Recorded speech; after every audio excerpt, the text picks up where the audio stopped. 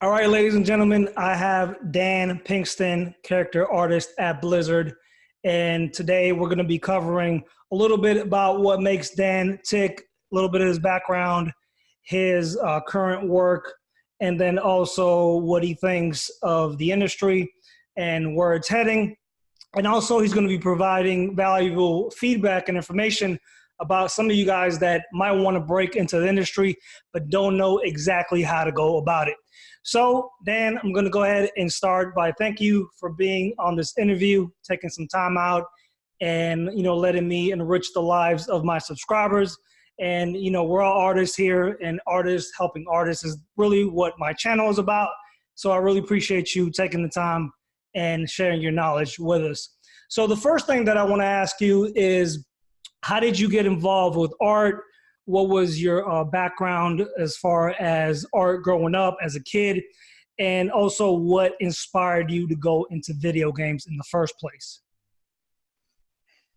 First off, good to be here, man. Thanks for asking me on your channel, dude. Like you said, like helping other artists and stuff. Like any chance I get to give back, and help people out. Same to how kind of some of the old guys back in the day used to, help us out when we were just, getting on forums and stuff. Anyone who could provide information, that stuff was gold. So hopefully this can do some of the same stuff, Yeah, I mean, I was always an artist. I guess that's kind of stereotypical. I always gravitated towards stuff that was, entertaining to me. Movies, music, video games, comic books, all that stuff has always been a part of, all of the things that I'm interested in. That's always been it, even when I was a young kid. And, I would even like try and do my own like movie scenes with like, models I made and like firecrackers and stuff, or like GI Joes, things like that. You know what I mean? Where like you set them up and be like, oh, this will be like a dope action sequence, and you light up like some black cats and like watch them go off. And in your head, I'm just like imagining like the slow-mo scenes, like, John Woo films or whatever, where you're just like kind of sailing through it. But, games kind of happened, I guess naturally. It was like my dad gave me a copy of Wolfenstein back in the day. Just kind of walked up and was like, hey man, I want you to check this out. like you can play this, but also you can make your own levels. And I was kind of hooked on that, and then after that, any chance I got, like if there was a way to make my own stuff or get stuff into an engine, like that was a thing that I would try and do. There was a point in time where like I experimented with other things. Like I thought I might get into motion graphics or audio, and I spent some time kind of moving around, checking some of that stuff out. I dabbled in some web design and Flash, rest in peace, back in the day. Flash. The F word's not allowed in this channel, man. That Flash gave me a lot of nightmares. Yeah, but that was that was a lot of fun. Days. Yes. I think I still got the discs for the suite, man. Like all like 12 of them. But yeah, so after a bit, I had to kind of decide what to do, and the one thing that I really liked was like making stuff for games, and so just kind of buckled down and started trying to find places online that had other people like me, other artists and stuff, and found Polycount, Game Artisans. Spent a lot of time on those sites, and learned a lot. There was a lot of guys back then, like putting out a lot of their knowledge, and there was like some contests and whatever, like Dominance War, and I tried to compete whenever I could. Any chance that I had to like see if I could learn something from like competing was a big thing for me. It really helped like motivate me and make give me a little something to give me some pressure, to make some art, rather than just kind of. So let me ask you, what you said you dabbled in a couple things from Flash Obviously, you probably played around with just drawing, like most of Mhm. us did. What was your biggest challenging from going from maybe like a 2D format and then learning 3D? Because for me, that was pretty.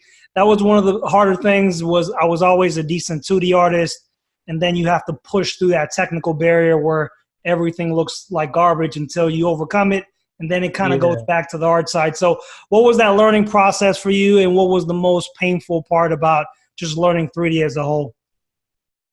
I mean, that's it, right? Like, being like, when you're learning traditional art, it's just you and a pencil and the paper, and even though like an empty sheet of paper can be like really daunting, right? Like you just staring at that void, you really want to make something, but it's just kind of looking back at you like, come on. But but the minute you just start laying stuff down, like it's fast, and that the connection between like your brain and the output is short, right? Mhm. As opposed to like 3D, you kind of need to get in. You gotta. It's kind of like wait, back up, learn some basics first. And I know that there's there's definitely a lot of that when it comes to 2D, but you just grab a pencil and go. You can grab a brush and go. 3D, it's like, all right, you got to get in. You got to learn some UI. You got to learn some basics. How every program has its own quirks, right? Um, and so I think for me that was probably the biggest hurdle is being kind of impatient with it. You want to you just want to get in and be done. You want that character, that scene or whatever to be, you know, done as soon as you can. But you kind of need to put in that time to learn how to actually start from square one and work from the bottom up. Uh, and even then, like there's still more at the end, right? Like you always feel like you're learning some new thing about how to make your work look better, how to render better, how to get those nice Yeah. like how to make those like materials look better, those that lighting look better. So yeah, I think the initial hurdle is just like what like UI shock, like how to deal with verts, edges, and polys. Yeah, totally makes sense. How did you end up landing your character artist position at Blizzard? And me and Dan worked together a while back, so I've known a little bit his history and his struggles. As all artists do, a lot of people think that just you're ready to land that dream gig right away. Maybe you're like self-taught and you apply and you'll get that dream job, or maybe you're a student, you graduate and you're ready for the big league. And I know some of your struggles and just kind of the process that it took you. So maybe you could share with the audience how that was, how you initially applied at Blizzard, and then your jobs that kind of led up to that ultimate job that you wanted, which was a Blizzard character artist.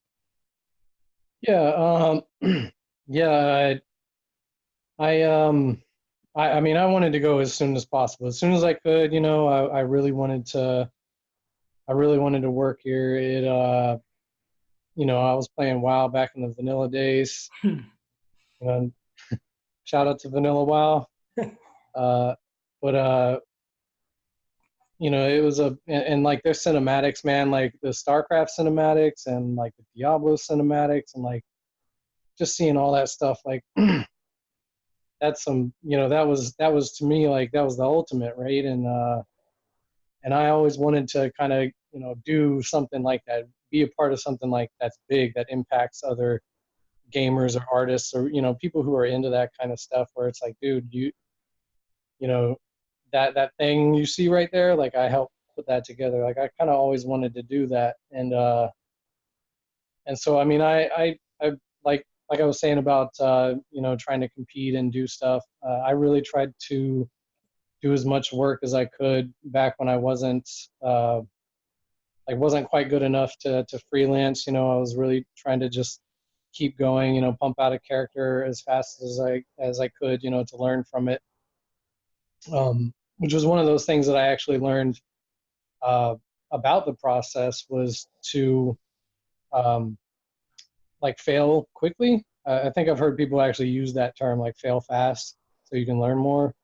I would try and make characters as much as I could, different styles, different ways, and different levels of complication, creatures and whatnot, and that kind of led to me like starting to gain some traction as far as like freelance jobs, uh, people wanting to get some characters or creatures like in their games, uh, and so like I once I started getting some getting a taste of like actually working and seeing like stuff getting into game, for smaller games or friend projects or whatever.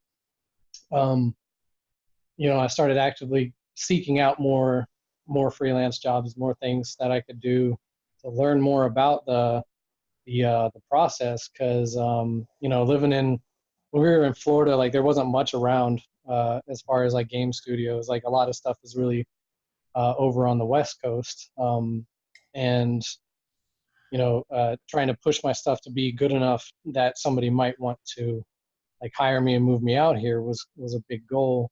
Hold on, Uh, Dan. Florida did have digital domain for about 6 months, so true, true indeed. That is true. Yes. short lived. Yeah. All right. Um, but so yeah, I mean, eventually I ended up working at a company in Florida called Trendy, and we worked on Dungeon Defenders 2. And after a little bit of time there, I mean, I kept working, on the side, doing my own stuff, trying to make sure I was always kind of pushing my own boundaries. Um, if I'm doing a lot of hand painted stuff at work, I would also work on ZBrush, and when Marmoset came out, try to learn a lot of that, um, and eventually it just kind of fell together. They contacted me and wanted to know if I wanted to work on Heroes, and the team liked me. They're a bunch of cool guys, and you know one thing led to another, and now I'm here. Working on Warcraft, which is kind of fun to come full circle. To the thing that actually kind of really spurred the like really inspired me to kind of get moving. Yeah, that's So, that's pretty amazing how art inspires art, and now you're inspiring other artists to be where you're at, and that's kind of what got you to want to be there in the first place. So it's kind of like the yeah, circle of life, right? I hope so. So can you talk a little bit about? You mentioned that you work with a great team, a bunch of cool guys, artists. What's the culture there a little bit? Kind of what's your regular work day? And for artists that are trying to break into the industry, what is just general industry life working in video games as a character artist? That's kind of that's a tough one. Um, I mean, it's a job. You definitely have to make sure you're putting in the work. You know what I mean? And you got to stay sharp and make sure that you're, you know, doing your best to like learn something new, um, and help, do what you can for the team. There's a, there's like, there's so much that you could learn on each and every game. I mean, every time I've been on a game, there's either some engine, some part of an engine, a quirk or something that you have to, kind of either learn or get used to. Um, and it's good to kind of know that stuff, not just for your own good, but when they bring new people on the team, it's good to be part of like the support system when people come on, and you can kind of show them the ropes a little bit, and help speed up that process. Uh, similar to when you come on and other people help you, just kind of pay it forward. Uh, every day is kind of something new. You get a variety. It kind of depends on what project you're on. You could be doing weapons, you could be doing characters or creatures or armor sets and things like that. And so you have to have a variety of skills in your tool belt. Um, especially when it comes to uh, especially when it comes to games like like an MMO or a game that has skins. You know, you might be doing like a like for instance on Heroes or whatever, you might be doing a StarCraft version of some fantasy character. You might be doing like a fantasy version of a StarCraft character. Um, so you kind of have to, you know, you kind of have to have those you have to kind of have a variety of things ready to go. You know what I mean? Hard surface, organic, whatever. You got to be able to kind of adapt. Um, so yeah, I mean, you know, and I guess that's also kind of fun too, right? Like it doesn't really get stale because there's always kind of something new around the corner.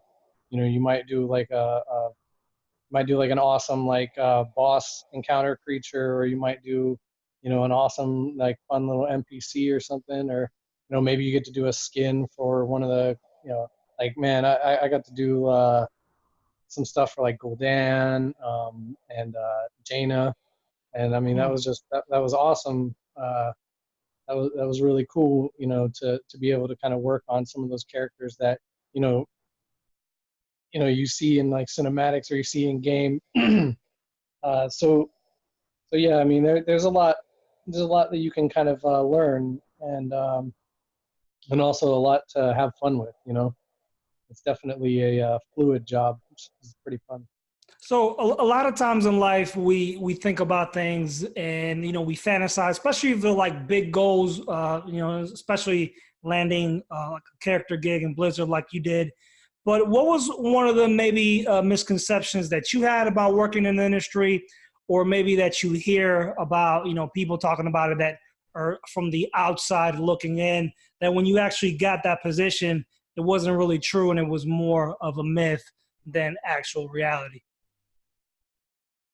Well, I mean, so it not really like specific to Blizzard or whatever, but I think that I think one of the things that it's kind of always been true to me, just as an artist, because been I've always been more inclined to creating stuff than I have anything else. But I think that there is a misconception between like the amount of time you get to play as opposed to the amount of time you need to be like working. Uh, I you know, and I guess it kind of comes with some of the older generation. Like they'll be like, "Oh, you get to play games all day," or if people don't know anything about the industry, which is fine, you know. They're like, "Oh, it must be fun," and you're like, "Well, it's still a job, you know. I still gotta work, and especially if this is something that you want to continue doing, you kind of have to keep, you know, updating those skills. So, you know, it's not just, you know, the work that you put in at the job. You are also putting in work after work.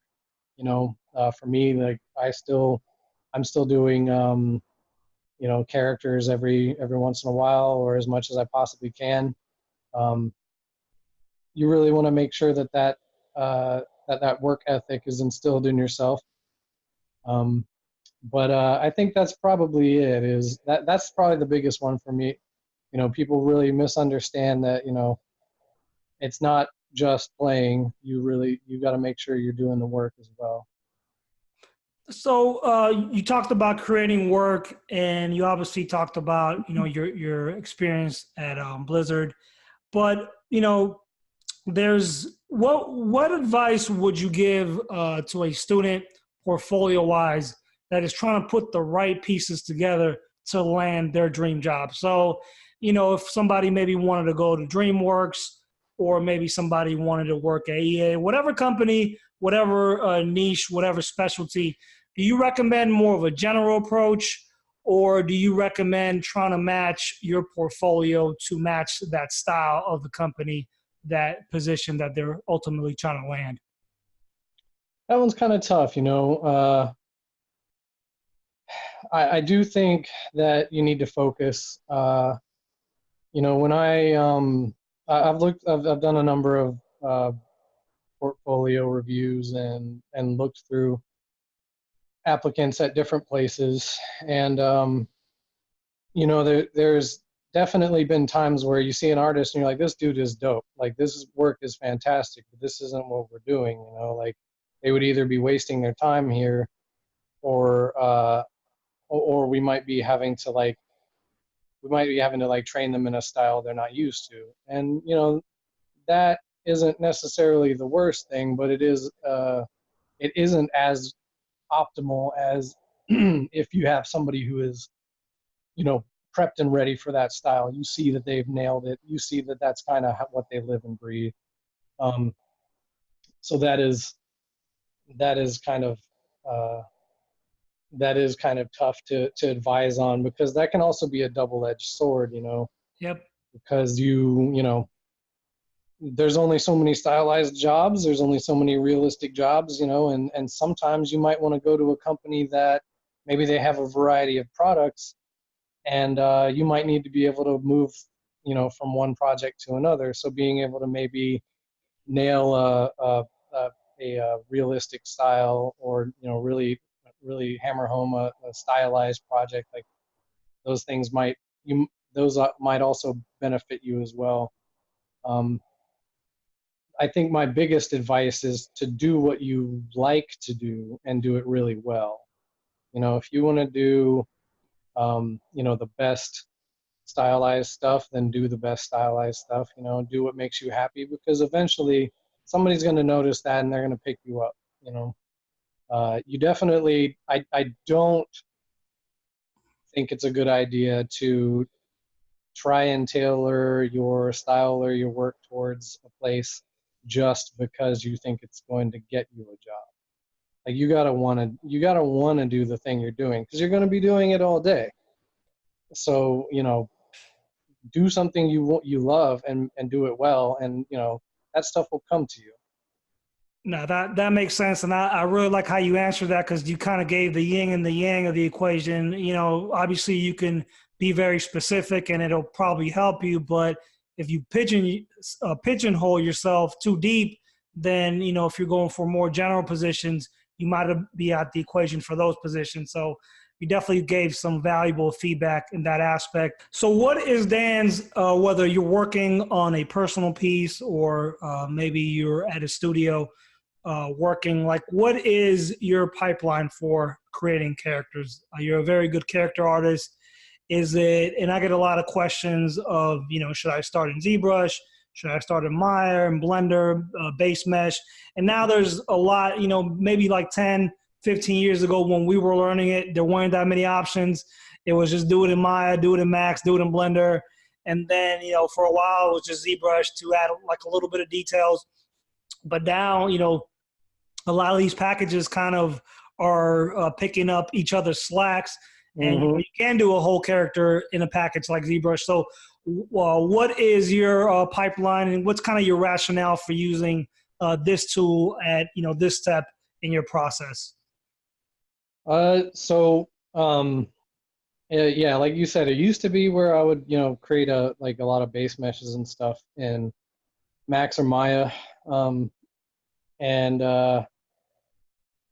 but ZBrush has really come along so much, and I jumped on ZBrush as soon as I could, uh, and so I don't like to leave ZBrush that much. I like to stay on in ZBrush as much as possible, just because it's comfortable, it's fluid. I like the way that the brushes and whatnot work, and so with the inclusion of ZModeler, I use a lot of ZModeler. Um, even on low poly things, like I'll build bases out in ZBrush, and then like maybe do like a final, I'll do my final like UVs and whatnot in Max and Maya. Maybe even just like some model cleanup, because it's never 100% in ZBrush, but the the bulk of the work's done there. I feel like I get a better read on like stance, and like it just feels more natural to kind of half sculpt, half model, Mm-hmm. which is kind of what I do. Even at a low poly basis, I like to get those big silhouette forms out first. Um, and so yeah, ZBrush is huge, beginning and end. I use a lot of 3D coat, both for hand painted or PBR stuff. I like its brushes. I like the way that incorporates itself with Photoshop. Um, it just also, just for like the bang for your buck is good too. Like it's an affordable program. I use it at home. So for my personal work, I usually use ZBrush, 3D Code, and Marmoset. And those I don't touch anything else. Um, but yeah, at work, it's, it all depends on like how I'm feeling. We've used Substance and a number of other programs like that before. Um, but yeah, in general, those three have been like the staples. Um, just because they're like, the ease of use is there, the quality is there, bang for your buck is there, so those three have been the best for me. Cool. Now that totally makes sense. And I dabbled with most of those packages, used them on a regular basis. The only ones I haven't really touched much is 3D Coat. And I'm assuming you use that for retopology mainly, or painting. So UVs and painting, yeah. Since I also like to, I kind of like to work relatively clean base meshes before I start sculpting. I'll usually take those and clean them up and use a lot of those for my low polys. So I usually don't have to do too much retopology, but yeah, if I had to retopologize, I would probably bring it into 3D Coat and do the same type stuff. Yeah. Makes total sense. So let's take out the crystal ball. And what does Dan think about the future of the industry? So there's a lot of talks about AI. A lot of people in different sections in the workforce here are scared about it. Automation, things being replaced. But AI actually has kind of crept into the talks of, CG, video games, replacing things. Now we have things like mocap. It gets better.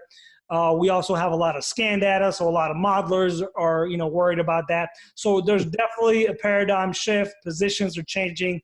So what skill sets do you think students or artists looking to break into the industry need to be aware of? Maybe be on top, so when they do get to the industry, they're on top of that. And how do you think these changes are going to affect the industry and positions as a whole? Oh man, that's a lot. I definitely have seen some cool stuff with like AI and automation, and I don't think it's something to fear. I think it is going to help out with closing that gap, like I was talking about, like closing that gap between here and there, like between my brain and when it gets onto the screen. As long as it just helps me, I think it's gonna be awesome, because like I've seen some stuff I think like Scott Eaton's working on, where he's doing like something in conjunction with his bodies in motion and stuff, where he's got some fun uh, AI learning where it's able to create and fill in the blanks between certain shapes with actual anatomical stuff. I've seen some things on that NVIDIA is doing, with environmental painting, where you can just kind of fill in blocks of color and shape, and it'll read and give you rocks and trees and stuff like that. And I think that if you can incorporate that into a game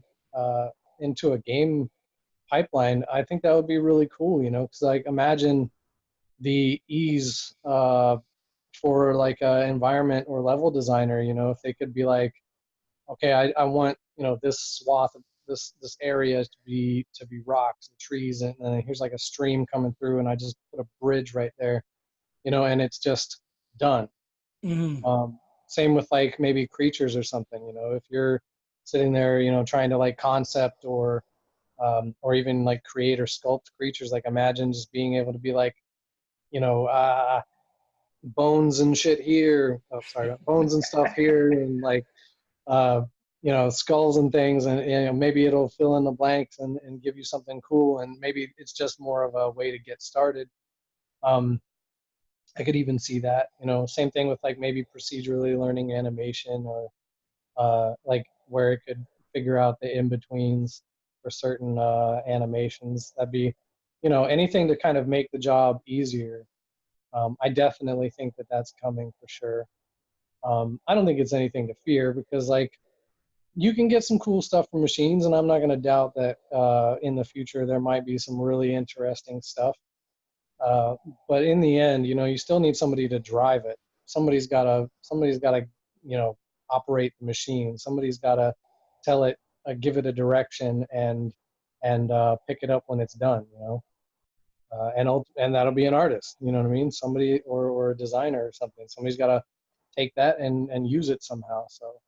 Yeah, and you know what? Kind of adding to that or piggybacking, you know, there are actually developing like a lot of like for these, you know, Fast and Furious, even for this new Will Smith movie coming out, but they're actually doing like digital actors now that are going to bring more work to artists. So it's kind of it's going to be one of those things that it's going to kind of take away from one side, but I think it's going to give to the other. And I think production times are also going to probably improve and more content's going to be able to be pumped out. So I definitely kind of agree with you that, you know, it's always going to be a human driving it, and it's going to create, it might take away from this side, but it might add to this at the end. You know, it's only going to help the creative process and speed up production. Oh, for sure. Yeah. And I mean, you know, anything to kind of get rid of some of those, those things that we have to do, you know, like retopo or any of that stuff, like anything that can like eliminate those kind of parts of the process that aren't necessarily the most artistic or fun, you know. Anything that can kind of, you know, speed that process up or even eliminate those pieces, that's fine for me. I just want to make the coolest things possible, you know. So I'm good with it. Like if they can help me out, I'm good with it. Yeah, that totally makes sense. So aside from work, what is Dan personally, any cool personal projects you're working on, just portfolio pieces, maybe side gigs that you got, anything like that going on in your life at the moment? I've been super busy.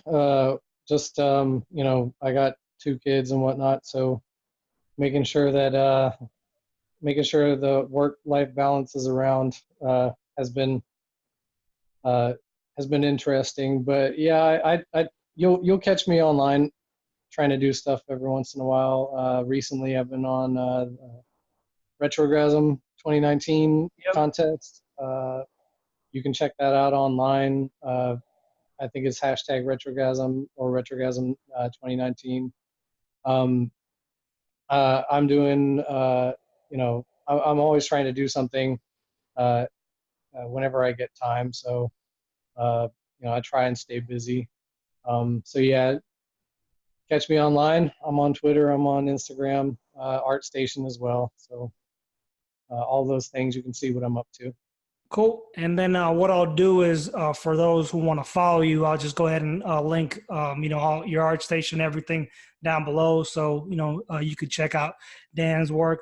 So before you get out of here, first, I want to really thank you for coming on and just sharing and blessing us with your knowledge and really just helping, you know, these artists that are looking to get in the video game industry, some insight for somebody that's done it. And you know, you're kind of the rarity for somebody to land their dream gig because I know a lot of people that want to get at Blizzard, and I'm pretty sure that line is pretty long for artists that are still trying to get in.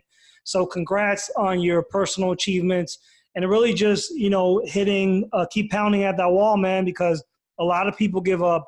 Me and you know a lot of people that gave up on their art because, you know, things didn't fall their way. Yeah, And man. you know, it takes a certain type of character and fortitude to just, you know, not only apply once but twice. And you know, there's people out there that got jobs after the third or fourth time, right? So it is about, you know, that character comes out when things sometimes don't go your way, but you keep on pushing, and you know, you're somebody that did and you got that job. So you're definitely inspiration for a lot of artists out there, and that's a Yeah. big reason why I wanted to have you on the show today so you could share some of your insight. Before you go, I'm going to give you a little present. So I do make these t-shirts right here. I don't know if you've seen them before, but this is a Nice. new bevel. And I actually got a couple. So I'm going to go ahead and throw up my Amazon page right here. You could check them out. I'll send two your way, and then I'll get your address after, on the chat pane. I'll get it, and then I'll send them to you. I'll send them your way as a way of saying thanks. And you could level up your office swag, man. No, I really appreciate your time, Dan. And Thank you hopefully we can do this again in the future. Sure. Thank you very much, man. Thanks for having me. I appreciate it. Cool, man. All right, Dan Pingston.